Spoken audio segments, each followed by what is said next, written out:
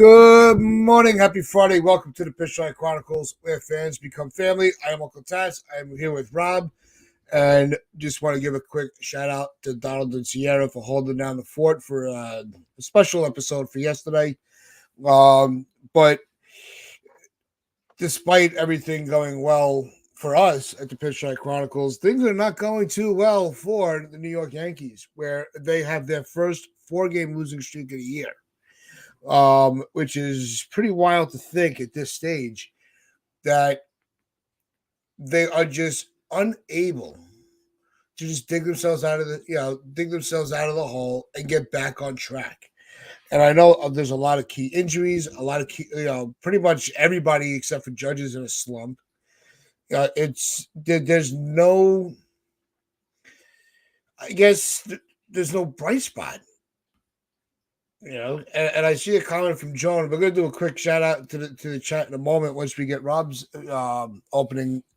But Joan, it is still early, but there's so many things to address. Where do you start, Rob? There's no one answer for this, right? Everyone's trying to point the finger. Where is it? The offense sucks. The pitching sucks. The defense kind of sucks. I mean, Juan Soto is playing a pretty bad right field as of late. And you mentioned it, outside of Judge, everyone is kind of in a slump. Soto, over his last 15 games, while he does have almost 500 on base, he's not necessarily hitting. So you wonder if that forearm is bothering him or if it's just an issue of they're not pitching to him because they don't really have to. Aaron Judge is the only bright spot on this team right now. And he's the only watchable player. And it's kind of a shame because they were clicking and all of a sudden the calendar turned to June and that Dodger series came around and they just weren't. And even after that Dodger series, we weren't looking too deep into it because they played well against Kansas City. And then after that Kansas City series, things just fell apart. And this happens every year. It happened 2 years ago. It happened last year even though we weren't a good team last year. We were about 11 games over 500. And then the June swoon came in and we never recovered. Luckily, we're not in that position this year. We're still 20 plus games over, so it's not the end of the world. But when you're slumping, you're looking for one thing that's performing poorly, and you hope it turns around. Like, oh, the pitching's good, but the offense sinks. Okay, once the offense gets going, we'll start winning. Or vice versa. Right now, there's nothing to be excited about. They're not hitting outside of Judge. The Grisham home run was cool and all, but the game was over before you can even breathe. Carlos Rodon, look, you can show all the emotion you want, but you're showing up a rookie at first base. It's like the third time in the last 2 years he's done something that's had fans kind of raising their eyebrows, like, what are you doing? You're making $27 million, dude. You're doing something that hasn't been done since someone named Monk did it in 1940. You're giving up 8 runs in back-to-back starts, and you're barely even getting out of the second inning. It's bad watching him pitch right now, and I don't know what it is because he doesn't look like he's hurt, right? Because he's still throwing 96, 97. Are they just picking up on his sequencing? Do they kind of know what he's going to throw? Is he tipping? But his ERA has skyrocketed up to nearly 5 after his last few starts. He's getting destroyed. But there's no excuses now. If you're healthy, you got to pitch. You're making $27 million, bro. The excuses are out the window when it comes to that. Nearly $30 million a year to pitch once every 5 days. You got to go out there and be good.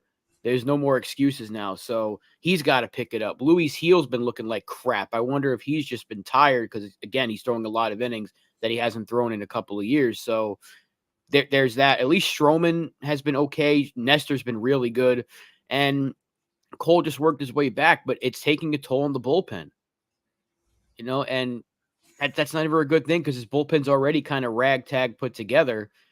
And now you're getting Rodon possibly putting you through an 8-inning game. Luckily, he was able to settle down a little bit, but the game was out of reach. It was 8-0 before he settled in. And it's the second time in 3 starts that he's done that, where he's given up 5 or more runs, and then he settled in. The game's out of reach.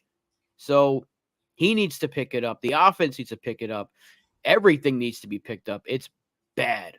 it is really, really bad right now. This team flat out sucks right now. Luckily, there's still 3 months for them to turn this thing around, and I think they will eventually, but watching them right now is like watching a car crash, but sometimes you just can't look away.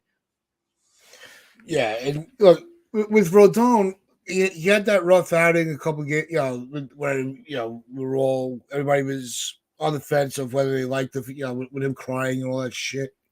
You're like, bad starts are gonna happen. All right, just suck it up, get to the next game, get yourself right. And then we see yesterday, and it's like, dude, what the hell are you doing? You could.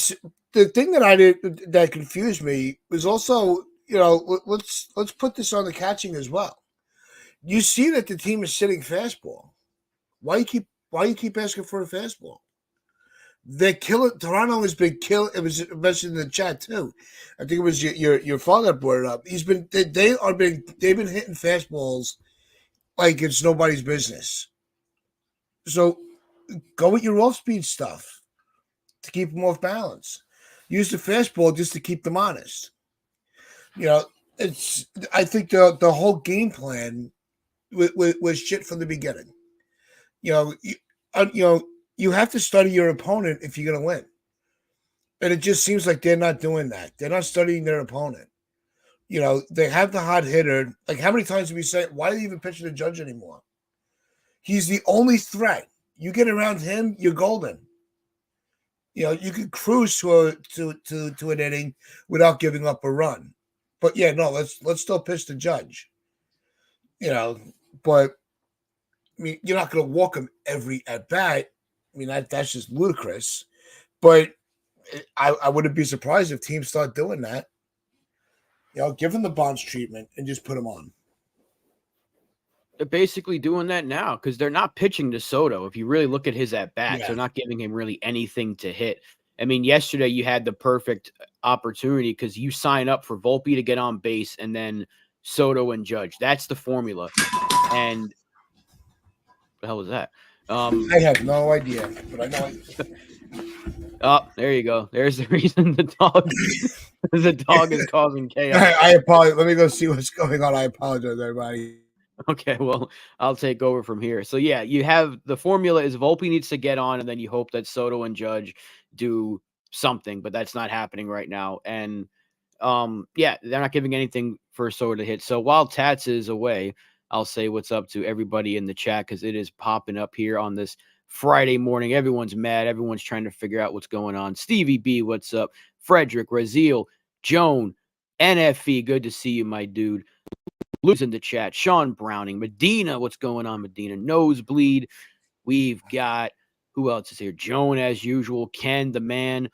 Everyone here. My dad's in the joint. I believe that Sierra was in here earlier. Save situation. Roy, welcome, Roy. I believe I've seen you in the chat before. If not, I apologize. But Roy says, Dodger fan here.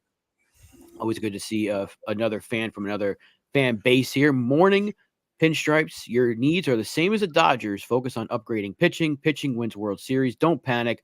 Make it to the dance. Anything can happen. Don't sweat. I believe he spoke to Hal Steinbrenner. That's exactly what Hal Steinbrenner would probably say in the same situation. But, he's right. He is kind of right. It's still June. A lot can happen between now and the postseason. Let's just hope that things turn around quickly. Because again, it's just really, really, really bad. So Tats, are you okay over there? Everything's good? Yeah, everything's good. The cat knocked a cup over. That's all. Okay. But it wasn't even a dog this time. It wasn't the dog, it was the cat. Tats has got a whole if farm it's not one, it's the other. Causing chaos. But no, and yes, everybody, quick shout out to the chat. And yeah, Roy was with us in the chat during the Dodger series. I do remember Roy giving some very fair opposition takes. So it's good to see him back in the chat because we do enjoy everybody's perspective. But I think, it was brought up on the radio yesterday as I was doing my out and about and everything. Evan Roberts and Sean Morash were bringing it up to bring up the discussion. Are the Yankees what they were in the first 2 months or these 2 weeks? And that was the biggest question. Is do fans want to believe in this team or the team that got us to the spot where this is not panic mode? And I'm curious what the chat thinks about that. It's hard. You can't say, "Oh, these 2 weeks, that's what the Yankees really are," because they had such a good 2.5 months. Like, they were the best team in baseball for the first 2 months. So this happens every year, though. The only thing they have to do is just make sure it doesn't spiral the way it did 2 years ago and last year as well. Yeah, losing Stanton is bigger than we knew. Yeah, Yep. that rhymed. And it's losing his bat is huge. NFE thought you were throwing stuff or knocking things over because the Yankees are struggling. Let's see, Raziel. Jones says blame the dog. Raziel says they are not this bad. They will get back to who they really are, guys. Don't panic, in all caps, like Jason. I promise you in 10 days, we'll be like, oh my God, they have finally started to put some wins together. Watch. I hope you're right. I really hope you're right. They need to change the chemistry on the team to get the morale up again. Well, I don't know what they're going to do to change the chemistry. It's not like the players have changed. It's the same locker room. Aside, even Stanton's still there. He's just not playing. How long before Neely is here? Hopefully, he looked I think great that's yesterday. a good question because they do need to get some new, they need some new life on this team. And if you're going to hold off until the trade deadline, might as well really test your prospects, put them to the fire. I was saying that a week ago. If you're gonna do it now, while you have the cushion. Despite losing, slipping out of first place, and I'll vent my frustrations on that later. But this is, when you're, I think right now there's still 22 games above 500. It's, this is when you want to start. You want to experiment for a series or two. Go for it. Stop waiting, because you're only gonna do is just keep falling further in the stands. Your record's just going to keep looking worse and worse. You're going to embarrass yourself more and more. Yeah. Might as well just use this show as like a Q&A because we got so many questions popping in here. Let's see. I saw one earlier from NFE. Here's a question. Are pitchers tipping? Have teams figured out the Yankees? That's a good question because it certainly seems like Rodon, they've picked up on his sequencing.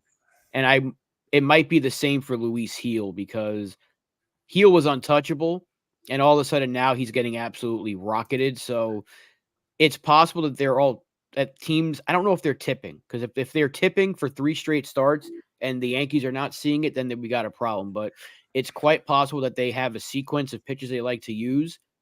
Analytics will tell you to do that, and teams are starting to finally pick up on it because let's not forget Rodon was looking like a Cy Young candidate as well. That's how good he was pitching. So keep that in mind. There's a very good possibility that they are picking up on Yankee sequencing, and it's those 2 guys specifically. We'll see how Stroman does tonight, but it hasn't really affected Nestor. He's been the best guy in this rotation since Poteet went down. So there is something to keep in mind. Raziel, this isn't the same team. We've got so many guys injured. You're right. There's a lot of injuries, but again, you still need other players to pick it up. Jared says he's starting to get a little concerned about the team. Yeah, it's perfectly fair. They're looking very, very, very, very bad. Chris, all the way from the Facebook. Good to see Chris in here. With all the injuries they have now, is this what the team is now? I hope not. I really hope not. I don't think this is the team that we're going to be watching long term this season. But what I will say is I think it's exposing Cashman's scrap heap off season. The guys that he picked up, right before the season started, during the spring, and so far off of everybody's DFAs that we should, he should take a different approach. because you could see the lack of depth in certain positions where you're stuck with certain players that are just not holding it up. So I don't think this is the team that I think we are more the team that got us to 52-20, 52-30, rather than what we've seen in the last 2 weeks. I really do believe that because we've seen it click. It doesn't just turn off like that. And also remember, just as fast as it turned off, it could turn back on. We go on a 7-game win streak. We're all celebrating like nothing ever happened. All right, everything's right. We're good. So that's how I feel about that. I think that this is just look. You look at the teams that we got to play in June. You looked at looking ahead from the off season to now. You already knew that June was going to be a nightmare of a month, and it's true, and it has been. But we are almost out of this nightmare month, and hopefully July turns out to be, give us better fortune, because this month has just absolutely sucked.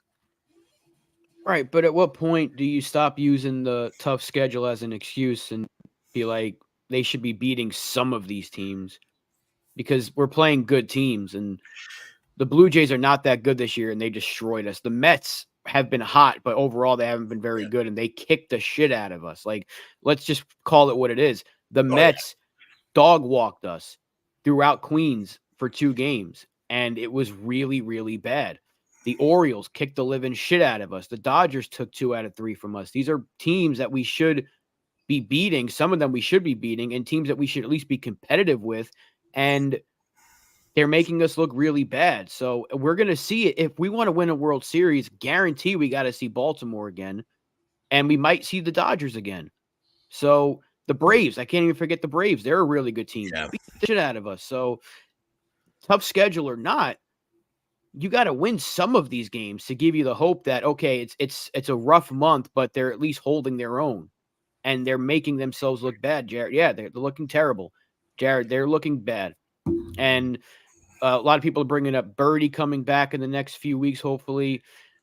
I hope he can provide something, but you're asking for a contact bat to provide offense right now. Outside of the occasional single and doubles, I don't know what more he can really do. This team needs a lot of bats, and Dominguez is hurt, so don't look for him to be a savior. Rizzo, I saw someone mention him earlier. Again, he's not back. No, you're not trading Dominguez for pitching help, but no. Pitching's not the biggest issue. If you trade Dominguez for pitching help, you're going to kill your future because there's no guarantee. And Chris mentioned that again earlier. It's an all-in year with Soto. You don't know if he's back next year. I think he will be, but you don't know if he's back here. And if he's not, you're going to need Dominguez. You're going to need Spencer Jones. That's why they're not getting rid of these guys. They're not going to provide you what Juan Soto provides you, but they're expected to be good players. And you got to keep those guys around. Now, if Soto's back, you can maybe move one of them, potentially. But now you're not trading any one of those. No way you're trading Jason Dominguez, not for a pitcher. And no way, not right now. They don't need it that much. They really don't. I know people don't want to hear it, but they do not need a starting pitcher. As bad as Rodon is, as bad as Heel's been looking, they are not trading for a starting pitcher unless they have another injury. Yeah, If another starter goes down, then that changes the whole perspective. But I was bringing up June, and I'm not making it seem like, look, we had a tough schedule. It is what it is, But I think there are deeper variables that come into play. Right? It started with the Dodger series. We lost Soto in that series. So now you broke the trend of what was making the Yankees successful. Then, a series or two later, the Judge gets hit in the hand. We lose him for a game or two. Then we lose Stanton. And then it also coincided with Verdugo going cold. But we also ended up getting LeMahieu back, which altered the defensive alignment. Rizzo going down. So it's not so much the schedule, it's the timing of the schedule and the timing of the issues surrounding the 26-man roster and all the adjustments. Losing Birdie, Cole coming back, Schmidt and Poteet getting hurt. It was just a shit show of a month for the Yankees. But it's only 1 month out of the season. We are still 22 games above 500. I don't want to sound the alarms, but I'm going to speak on concerns that I have. And I think that here's what I want to say.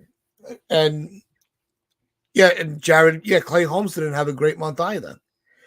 But I think that if you're able to get through the first round of the rotation, like we're getting into rotation with Cole back, let's give them time to adjust because they all got pushed back a day, and we all know that you also right that old adage, pitchers are when you're an athlete, you're a creature of habit, and they're adjusting to having to all slide back a spot. How many, let's take into account, we were all concerned about questioned how many innings Hill was going to pitch or how many pitches in the season he was going to throw. Maybe he's just getting a little, mid-season malaise. And maybe they need to start really watching how many innings he's throwing, how many balls he's throwing. So that's something that you have to take into account. Also, with Gerrit Cole, he didn't have a spring training, and we know it takes forever. Sometimes Cole is a different animal. I know a lot of pitchers, it takes a long time for them to catch up. We saw with a lot of the pitchers that signed late, the Boris clients. We saw how their season started where it looked like it was didn't even belong in the game. But Cole's going to be fine. Cole's just an adamant professional. I still think it's going to take another start or two until we see him go into the 7th, 8th inning. But I'm not worried about the pitching. I'm more worried about the hitting and the fielding. Yeah, and look, a lot of people are now. Some people are bringing up, well, Clint Frazier was a hyped up prospect.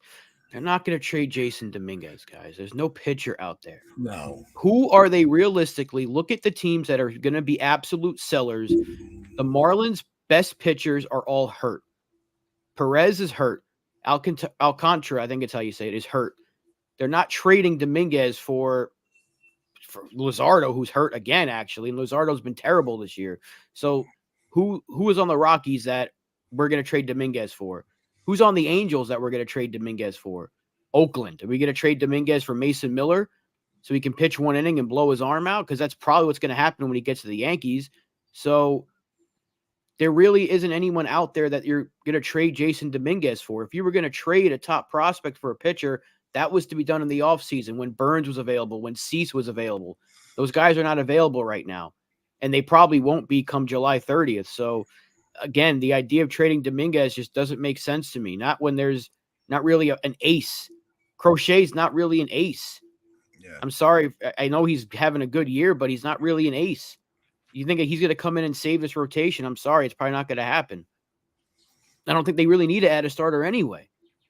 They're going to add any pitching. It's going to come from the bullpen. And right, Ken, Poteet he'll be back soon. Well, it's not like he's going to be out till September or anything, so we could have him back in the fold.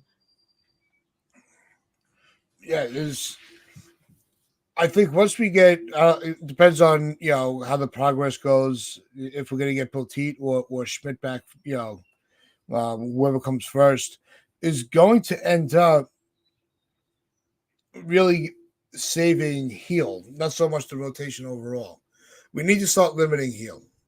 And it's something I was very against a month ago. But I don't want to push this kid because this kid is going to be a staple in our rotation for a few years now. So, but to Chris's comment up here, maybe prospects like Arias or Lombard could end up being traded since they are both shortstops, and Volpe has shortstop locked down for the foreseeable future. These are names that were on a lot of people's list for untouchables. So I don't know who you would trade them for or who you would trade them to that's not going to come back and bite you in the ass. Right. Because think about this. The players that the Yankees are going to probably acquire, at least this year, are not going to cost you a Lombard or an Arias or a Dominguez or a Spencer Jones. They're not going to get some flashy name unless the Blue Jays made, and we'll get to that in a second, but unless they made Vladimir Guerrero Jr. available and the Yankees put out a crazy package to get him, which, believe me, I would sign up in a heartbeat for Vlad Guerrero Jr. on this team. Anyone who says otherwise, I'm sorry. You can put your personal feelings aside for the guy. If we had his bat in the lineup right now, imagine trying to pitch to Soto, Judge, and Vladdy Jr. all at the same time. It's impossible to deal with that. So if the Blue Jays made him available, the Yankees should go all in, but a lot of teams in baseball would go all in. Baltimore would probably try to get him as well. Houston's back in the fold. Houston can make a push for him. They need a first baseman. A lot of teams could use him. Tanner Scott's another name, but they're going to trade from that Rule 5 list.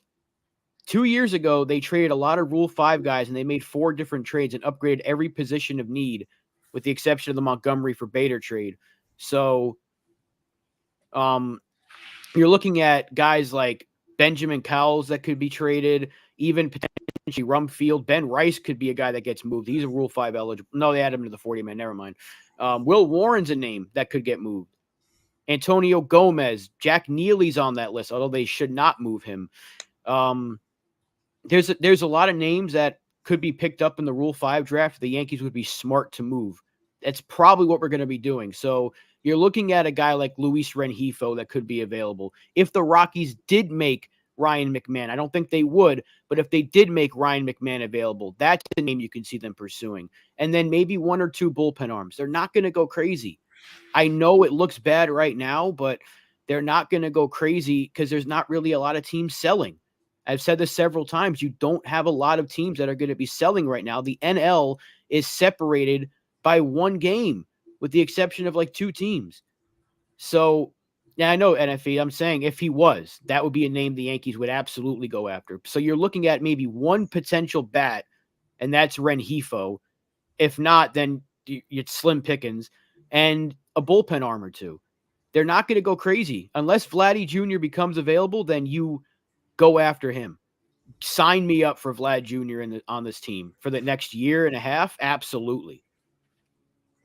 Yeah, I see the thing with Ryan McMahon, right? And I've heard this talking point a few times, and it's, do you wait until the trade deadline or you try to strike now? Before teams are able to realize if they're in it or not.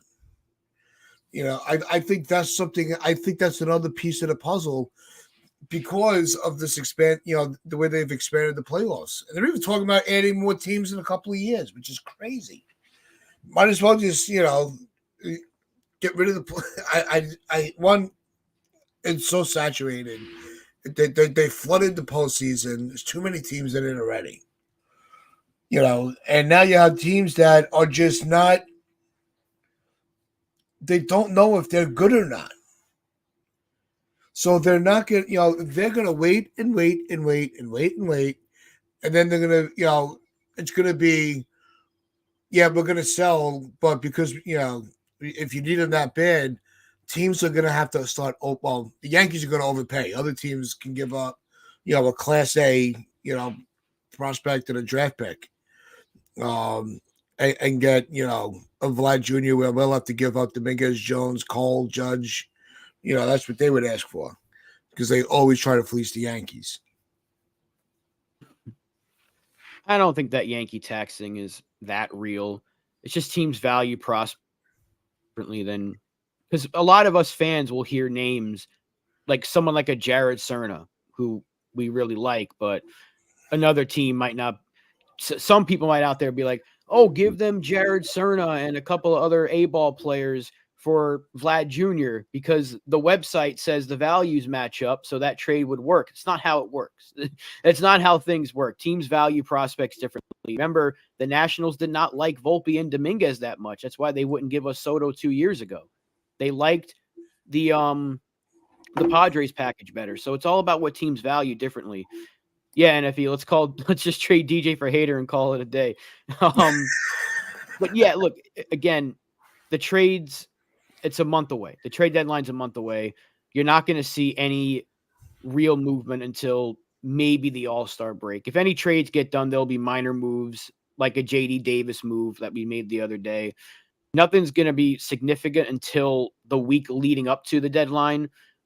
What was it? We got Benintendi like a couple of weeks before the deadline that year, right? Yeah, that wasn't the last minute. Yeah, that was, I think, a week before.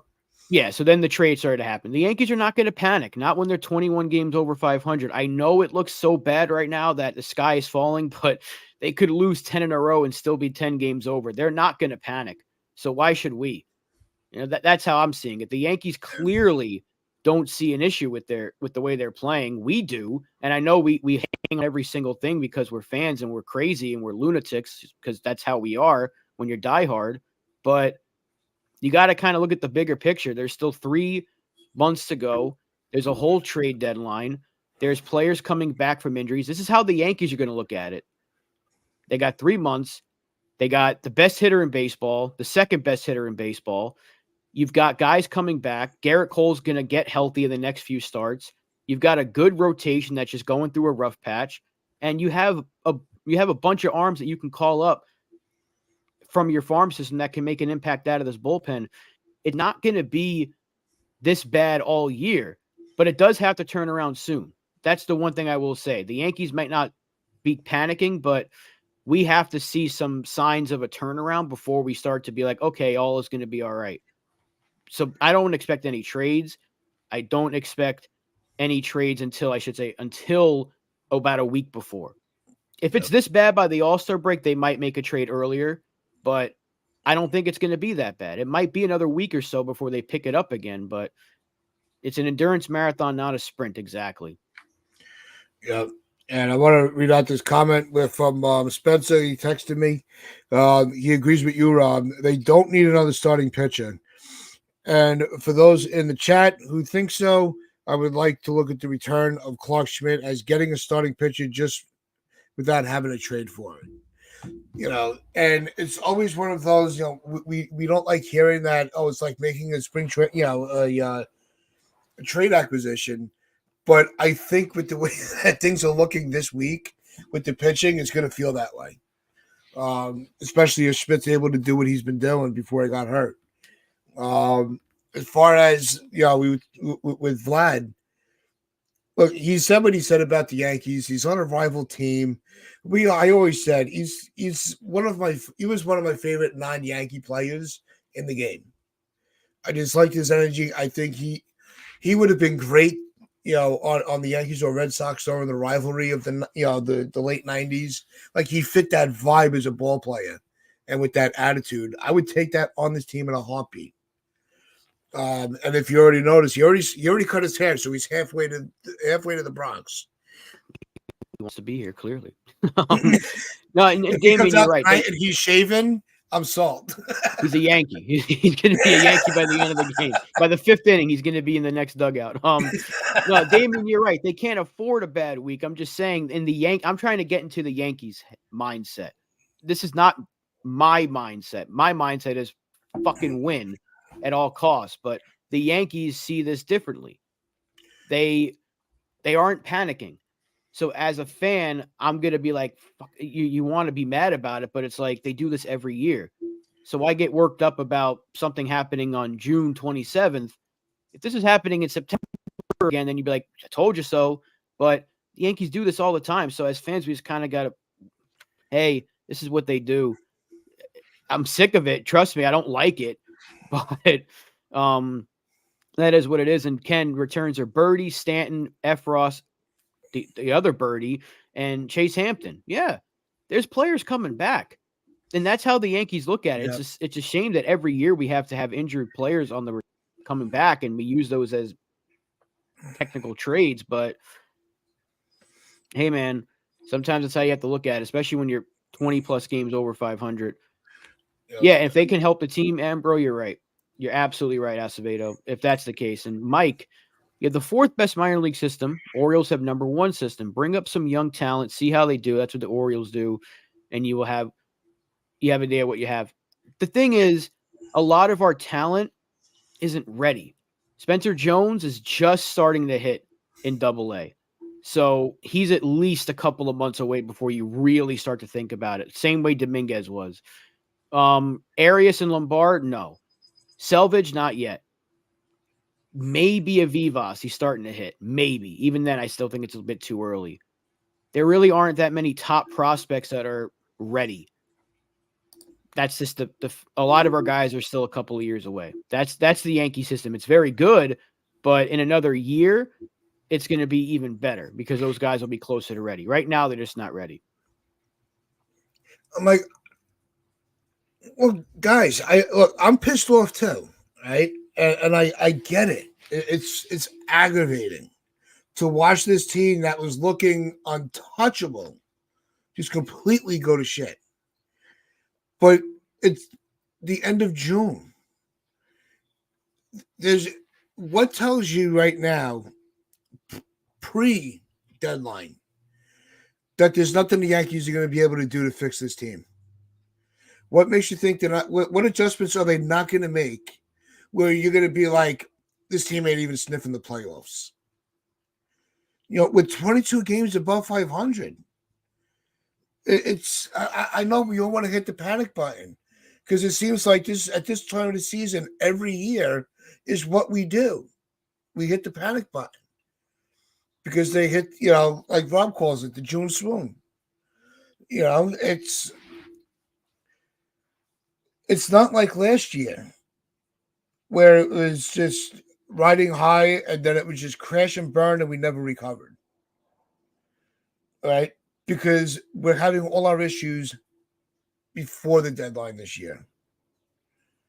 We do have prospects that are where they might not be ready now. Who knows where they're going to go? What's going to happen in a month?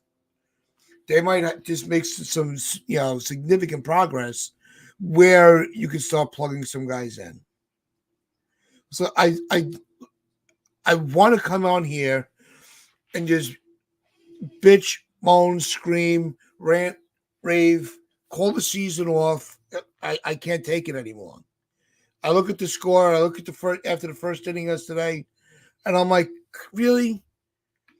I had the day off from work. I actually, when I get the night off for work, I get to actually sit and watch a ball game, and that's what I got.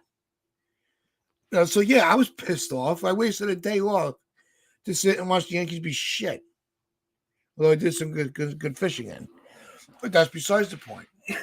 But you know, I want to try to hold on to as much optimism as I can because it's all I have right now because of the time because of the calendar.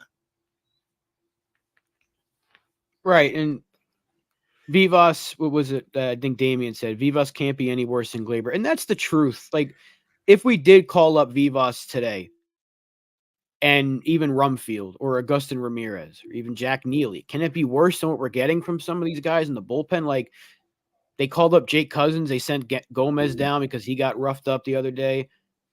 I think they're done with Gomez at this point. I mean, they can get rid of some of these guys. Like, if they really wanted to, they can add Neely to the 40-man today and get Jake Cousins off this team.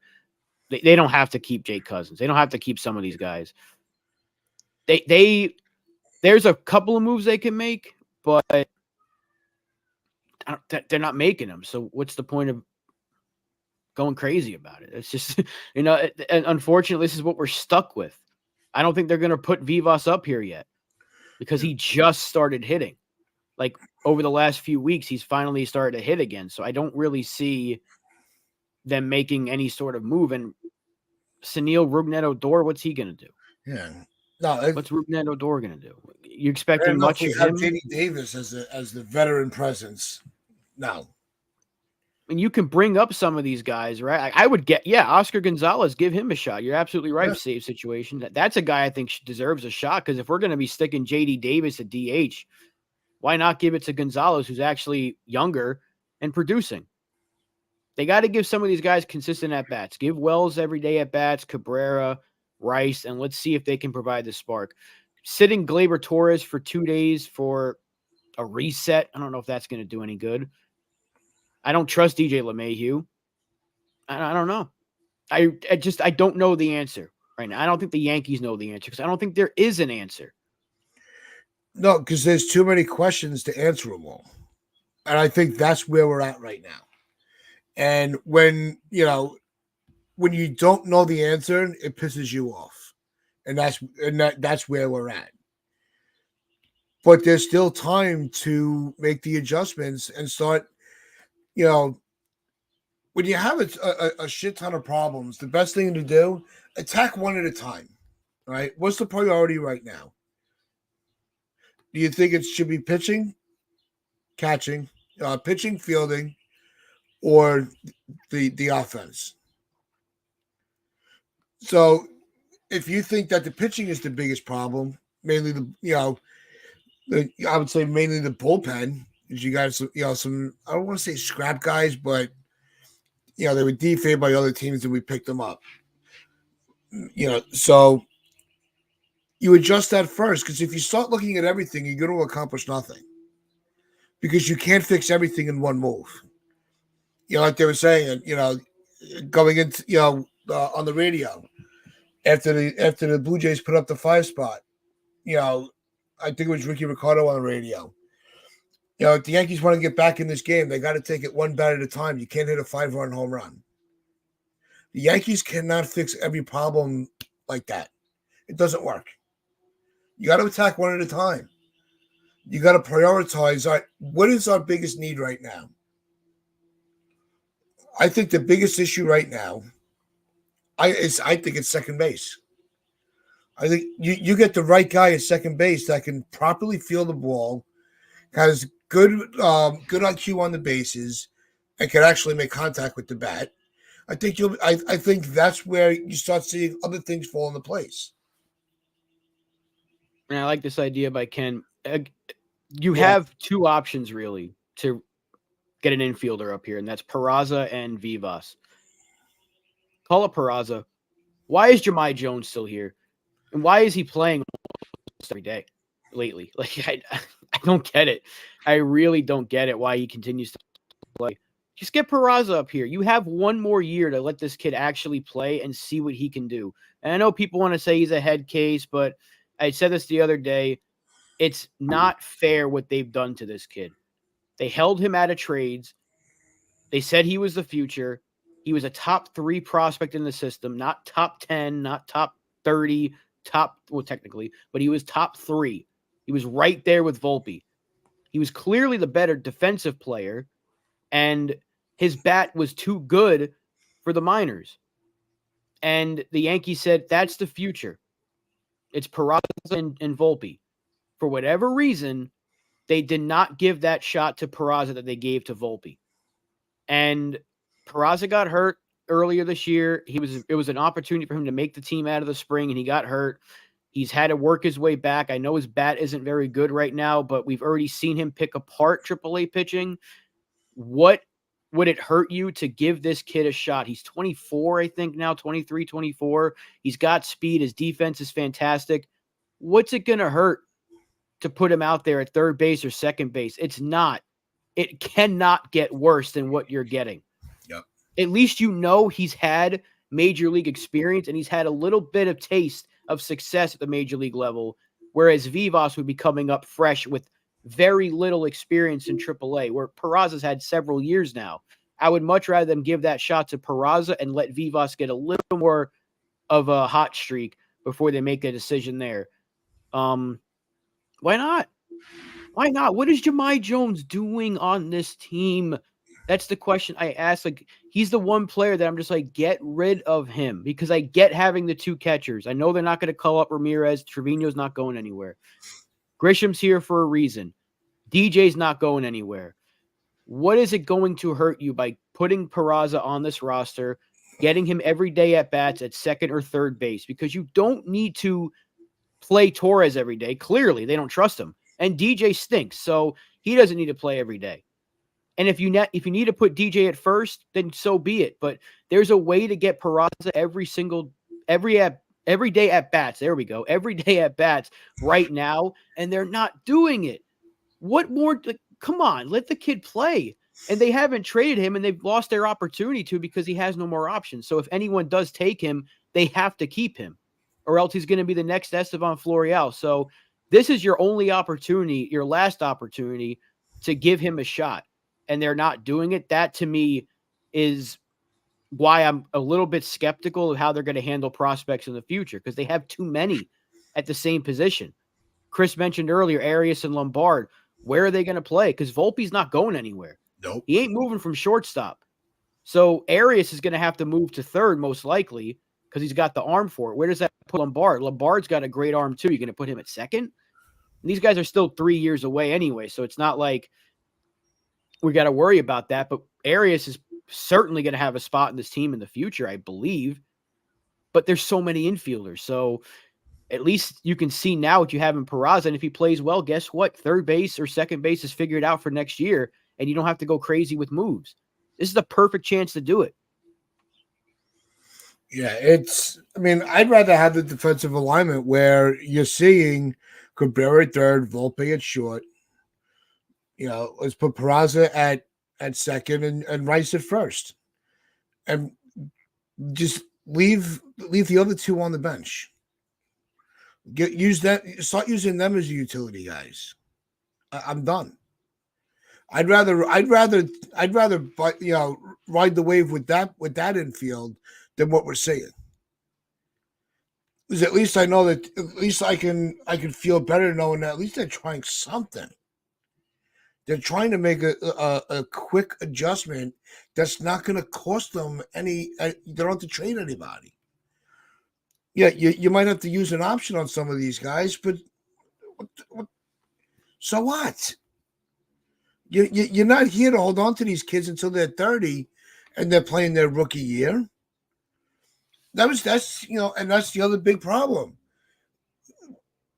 We tout our prospects so highly that we don't want to get rid of any of them, but we want Cashman to make you got to make a trade. Well, they're asking, no, I can't get rid of that guy. Nope. All right, well, what about this? No, I can't get rid of him. Nope. So there's nobody.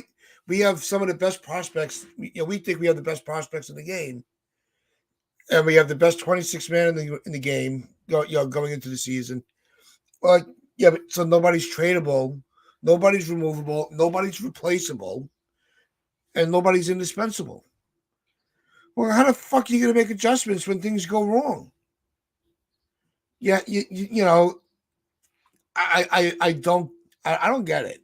That was the one part of this game that always puzzled me from the get-go. Is when are you waiting too long before you can't fix anything? Because that always seems what we do every year. We wait for the last fucking minute, 5 minutes before the trade deadline. We're still waiting to find out if we did anything, and find out that we got shit. Who's going to do nothing? Meanwhile, we got prospects sitting there rotting, wasting their careers. Exactly. And the thing is, I can't remember who it was just a little bit ago bringing up why hold on to all these kids if you can trade them. Well, Lombard and Arias don't need to be traded yet or even next year. They're 18, 19 years old. We don't got to worry about trading them yet. I'm talking about you need an answer for third base next year. It can't be DJ LeMahieu. It absolutely can't. And Glaber's gone. Maybe it's Vivas at second next year, but you got to figure out third because I don't think they trust Cabrera to be an everyday player at one position, nor should they, really. Oh, Jared, okay, you're sick of this shit. Goodbye.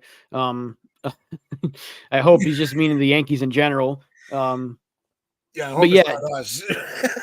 Even if it is, that's all right. We'll see you next time, Jared. Yeah, we'll see you. We'll see you next show. Yeah, and a lot of people are debating Boone right now. I don't know if it's Sunil that pissed off Jared, which wouldn't surprise me. But Boone, what do you expect Aaron Boone to do? Guys, just the same thing last year. He had a bad team, and right now, what do you think Boone's going to do? He had a $27 million pitcher out there. You think what's he supposed to do? Go out there and pitch for Rodon? Is he supposed to go out there and hit? This is what he has right now. his lineup consists of Trent Grisham and Jahmai Jones and a rookie in Ben Rice, who we got to be patient with, and Trevino and a struggling Austin Wells and struggling Verdugo. He's got to think about how's Glaber feeling today. How's DJ going to hit? We know this team is not good outside of the top three right now. Until 2 or 3 of these guys start to hit again, this is what he's stuck with. And same thing with now his bullpen decisions, those are questionable. And some of his lineup decisions you can question, but the Yankees being 8-0 down after 2 innings yesterday, you can't be like, that's Aaron Boone's fault. What do you want him to do? Because Bickford got tagged a little bit as well. Yep. How many times have I said, I'm like, look, you could blame Cashman for assembling the roster. You could blame Boone for putting the lineup together. But what? You can't blame the players? Fuck that. How about you play to the abilities that you have? Because you're in a position that all of us wish we had the talent for. And you make it seem like it's no big deal when you embarrass yourself on the field. You go, you sulk in the corner, wiping your tears with $1,000 bills with the contracts that you guys get. We don't have sympathy for you. I don't care. If I'm going to give you my time and my money, I want my money and my time's worth. I know that we're not going to win every game. Have a good day, CT. I know we're not going to win every game. I'm not naive. But like the first game of the Mets, of the Mets series, right? A 9-7 loss. Here it is in the 8th inning, and they're still fighting to win the game. Like, those losses I can handle. It'll piss me off, but I'm like, look, they kept us on the edge of our seat. Is this going to be that game that turns it around? Are they actually going to come back on the Mets? So you're locked in. Yesterday, we were not locked in. Nobody was sitting on the edge of their seat wondering what was going to happen the next inning because we all saw it coming. That's the baseball that pisses me off. That's the Yankees that piss me off. Play like you give a fuck. That's all. I think that's all we could all ask for. Yep. If they're struggling and they're still playing hard, then you're like, okay, it's a slump. But when you're getting roasted 8-0 in 2 innings, you're like, okay, it's annoying now. It's laughable. And there's no fan out there that can tell you this is enjoyable to watch. The only thing you're looking forward to is to see what Soto can do or Judge can do. That's really it. So, again, it sucks. It sucks, but hopefully they turn around soon. Do we want to blitz through these Mets series awards real quick? There's not really much to hand out. I know. It's pretty self-explanatory if you really put it together. So let's start. I don't think Donald never gave us, unless he did yesterday. I couldn't catch the show, guys. He didn't do it. Okay. So Donald doesn't even have his own awards. That's how bad this Mets series was. But we'll get his in our chat, hopefully. Exactly. What awards? MVP. You're right, if it's not Aaron Judge, I want whatever drugs you're on. If Aaron Judge is not the MVP of that Mets series. Yeah, exactly, Ken. Oh, he did yesterday? Okay, I couldn't catch the show. All right. Okay. If anyone can remind us, I don't know, and I'm not expecting anyone to keep going back and giving us his awards, but he did. All right. Aaron Judge is the MVP of this series. Yes. Absolutely. And I'm pretty sure the fans gave out their awards yesterday, so we don't have to worry about that. Who is the co-MVP? I can't even remember the award. Low key. It doesn't matter. It was no low key, nothing. Juan Soto. He had a decent series against the Mets. You know what? I really thought about Soto for the low key. His defense has been a little shady. Yeah. He's got to clean that up. I mean, I pretty much, I didn't know. My low key, I had the top of the order. Loki was the rain for Jones. That's great. Jones, is that what Donald was? He had the rain as the low-key MVP. That would be my clutch award. That was actually my clutch award, was the rain delay. So that I didn't have to watch them for a good hour plus. That was my clutch because there was no clutch moment. Even Judge's grand slam didn't give me any hope. I knew they weren't going to win that game.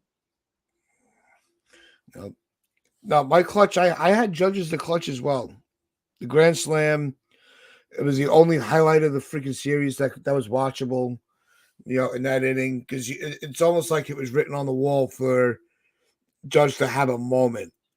And what I liked is it made the Met fan nervous because they've been on as much of a high as we've been on a low. So if that was in the seventh, that would have been great because you would have had time to get the lineup to turn over again in the ninth. But being it was in the eighth, we were kind of dead in the water at that point. Yeah. Pitching award. None of them. They all looked like shit. I can't give out a pitching award. It's actually what I wrote. Nobody, maybe Tonkin. Maybe Tonkin. Yeah, it was really, really, really bad. There was no good pitching. Heald looked terrible. Cole looked terrible. Good luck finding a good pitcher in that series for the Yankees. Everyone looked bad. Let's move on to the Aaron Boone Award. Oh, that was a 0 out of 10. Yeah. You don't get a point when you get swept. Sorry. Yeah. It was just there was nothing went well. Now take the L. I had Verdugo. He's constantly the double plays with runners in scoring position and before any rally got even started. Sorry, dog, but you're done. You got the L on that one. Yeah. I've had it. This is why we don't let you vote. Yeah, Sunil, again, how many times we got to keep telling? I'm about to just time you out during the awards segment, so you can't put your votes in there. They don't count. Keep trying, though. Alex Verdugo takes the L. Rally killer is what he's been lately. Yep. Happened multiple times now. I mean, you're batting cleanup, dude. You got to at least hit it in the air. At least hit the ball in the air. Get a run in, sack fly, something. Yep. This constant ground ball shit, you're starting to look like DJ out there. Now, for everyone's favorite award, the Aaron Hicks Award, who do you think is the worst of the worst for this Mets series? Oh, I have the 25-man roster. 26. Nah, Judge don't count. Okay. All right. Everyone but Aaron Judge. It's a good one. Yeah, it can't be one person. There was no bad take. The worst of the worst, the New York Yankees. Yep. Aside from Aaron Judge, yeah.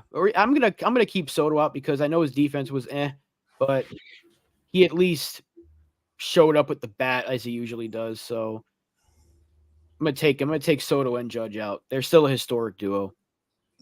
You don't have better takes than me, Sunil, because nobody laughs at your jokes and nobody wants to hear your takes anyway. Your takes constantly consist of bringing up who's comparable to the 1998 bullpen, who's the John Wetland of this team, who's the A.J. Burnett and CeCe Sabathia. If you keep using the same one over and over again, how can it be a good take? I'm mad this morning. I'm sorry. Oh, I think we all are. It's just frustrating to see this shit after shit after shit. And so, yeah, the Bronx Bombers. Then it was, in the offseason, remember TC? It was the Bronx Bunters. Now we're the Bronx DPers. And it feels like, that's how they're giving it to the fans, too. So it's been terrible. I know a few people came in late after the roll call. But, yeah, TC, what's going on, bro? Steve Schulman, how's everything going? Hope you are well. I did see them pop in. Raz, I don't think we saw you earlier in the show, so we want to make sure that you guys all get your shout outs. But that is going to bring us to the end of the show. Unfortunately, there's really nothing to get too excited about. We still got 3 more against Toronto. God knows what the hell's going to happen. So we'll just have to ride it out. We'll wait and we'll see. One of these games is going to have to adjust your game plan. That'd be my advice for the Yankees. If you see that they're sitting fastball, stop throwing the fucking fastball. It's if you, I think that was the most frustrating thing with Rodon. He never adjusted his game plan. But I will, you know what? There is one positive I will try to leave this on. And that was him not wanting to come out of the game. And, wanted to finish the fifth inning. I think, as bad as he's playing, it does give me hope that he hasn't lost that competitive edge just because his stuff's not working. He still wants to be out there and doing something for the team, and he's trying, and try to right the wrong that he caused, but he's trying to right the wrong and just dog it out. And he wanted to get those last 2 outs because then now you're wasting another bullpen arm. So I'll give Rodon credit for that. Man, kick rocks for all I care. You give up 8 runs again in your second start in a row. I can care the fuck less. You're showing up a rookie. Now you want to finish the game. Now you want to show some heart. No, be better. $27 million, be better. I'm done with the excuses for him now. He's healthy, pitch like it. No, I mean, the 8 runs is unacceptable. But that was just a little observation that I didn't want to overlook.